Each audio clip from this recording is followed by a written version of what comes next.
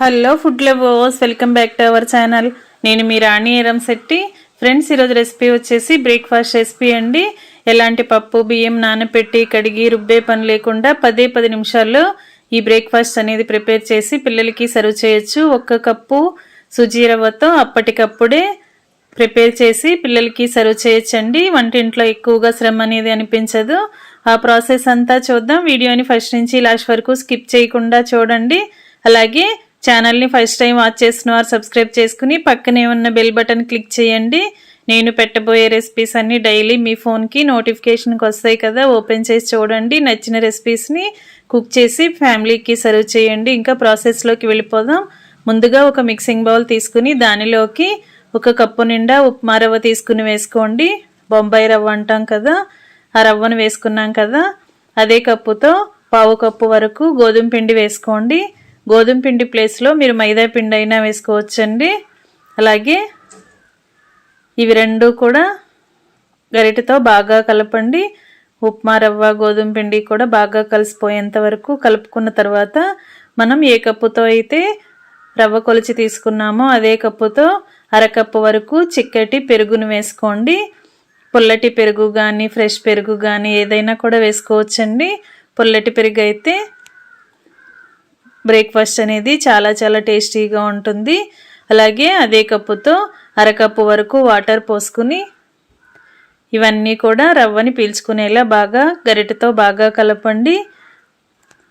ఉప్మా రవ్వ గోధుమ పిండి కూడా పెరుగుని వాటర్ని బాగా పీల్చుకుంటుంది. ఇదంతా కూడా బాగా కలిపిన తర్వాత గిన్నెకు మూత పెట్టుకుని 10 నిమిషాలు పక్కన పెట్టుకుంటే సరిపోతుందండి.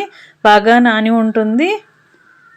ఎక్కువగా నానాల్సిన పని లేదు. 10 నిమిషాల తర్వాత చూసినట్లయితే బ్యాటర్ అనేది గట్టిపడుతుంది. ఉప్మా రవ్వ అంతా కూడా వాటర్ని బాగా పీల్చుకుని పిండి గట్టిగా వచ్చింది కదా, ఈ విధంగా కలుపుకోండి.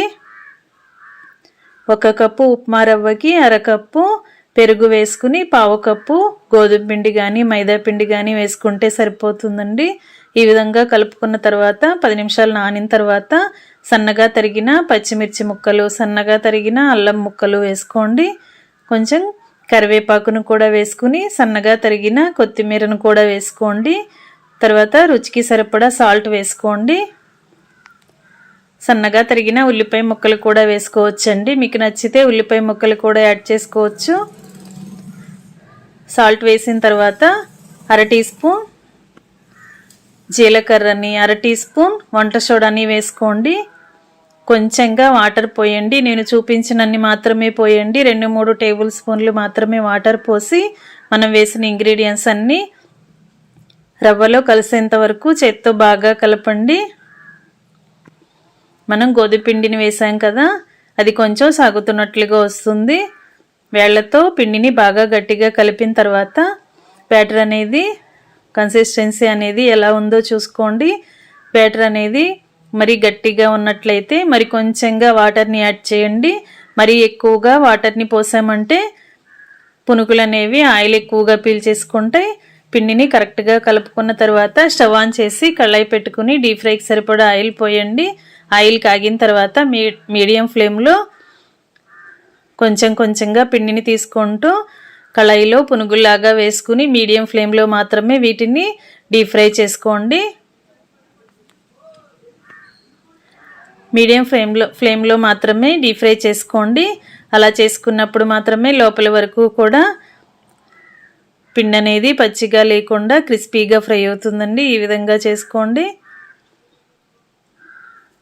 కళాయికి పట్టినన్ని పునుగుల్ని వేసుకుని గరిటెతో కలుపుకుంటూ మొత్తం అన్నీ కూడా క్రిస్పీగా ఫ్రై అయ్యేంత వరకు డీప్ ఫ్రై చేసుకున్న తర్వాత ఆయిల్ నుండి తీసేయండి. ఆయిల్ కూడా అసలు ఎక్కువగా పీల్చుకోదండి. చాలా సింపుల్గా వీటిని డీప్ ఫ్రై చేసేసుకోవచ్చు. ఇలా ఆయిల్ నుండి తీసేసి వేరొక గిన్నెలోకి వేసుకోండి. ఇదే ప్రాసెస్తో మిగిలిన పిండిని కూడా కొంచెంగా తీసుకుంటూ చిన్న పునుగుల్లాగా ఆయిల్లో వేసుకుని పిండి అంతా కూడా కంప్లీట్ అయిన తర్వాత బాగా అన్నీ డీప్ ఫ్రై చేసుకుని పిండి మొత్తం వేసుకోవటం కంప్లీట్ అయిన తర్వాత స్టవ్ ఆఫ్ చేసేసుకుని మొత్తం అన్నీ కూడా ఆయిల్ నుండి తీసేయండి. వేడి వేడి రవ్వ పునుగుల్ని అప్పటికప్పుడే మనం బ్రేక్ఫాస్ట్ రెసిపీగా కానీ ఈవినింగ్ టీ టైంలో స్నాక్స్ రెసిపీగా కానీ సర్వ్ చేసుకోవచ్చండి. ఆయిల్ అనేది అస్సలు పీల్చుకోదు. చాలా సింపుల్గా అన్నీ కూడా మన ఇంట్లో ఉన్న ఇంగ్రీడియంట్స్తోనే అప్పటికప్పుడే ఇలా రవ్వ పునుకులు అనేవి వేసుకోవచ్చు. ఈ ప్రాసెస్తో మీరు కూడా ఒకసారి కుక్ చేసి చూడండి. మీ అందరికీ కూడా ఈ రెసిపీ అనేది బాగా నచ్చుతుందండి. వేడివేడి పునుకుల్ని టొమాటో చట్నీ కానీ పల్లీ చట్నీ కానీ లేదా కొబ్బరి చట్నీ కానీ పుట్నాల పప్పు చట్నీ కానీ ఏ చట్నీతో అయినా కూడా సర్వ్ చేసుకోవచ్చు. నేను పల్లీ కొబ్బరి చట్నీతో సర్వ్ చేయబోతున్నానండి. దీనికి పోపు కూడా వేసుకుని వేడివేడి రవ్వ పునుకుల్ని కొబ్బరి పల్లీ చట్నీతో సర్వ్ చేసుకోవటమే. ఈ బ్రేక్ఫాస్ట్ అనేది మీకు నచ్చినట్లయితే మీరు కూడా కుక్ చేసి పిల్లలకి సర్వ్ చేయండి. ఛానల్ని ఫస్ట్ టైం వాచ్ చేసిన వారు సబ్స్క్రైబ్ చేసుకుని పక్కనే ఉన్న బెల్ బటన్ క్లిక్ చేయటం మాత్రం మర్చిపోకండి. నేను పెట్టిన రెసిపీస్ అన్నీ డైలీ మీ ఫోన్కి నోటిఫికేషన్కి వస్తాయి. ఓపెన్ చేసి చూడండి.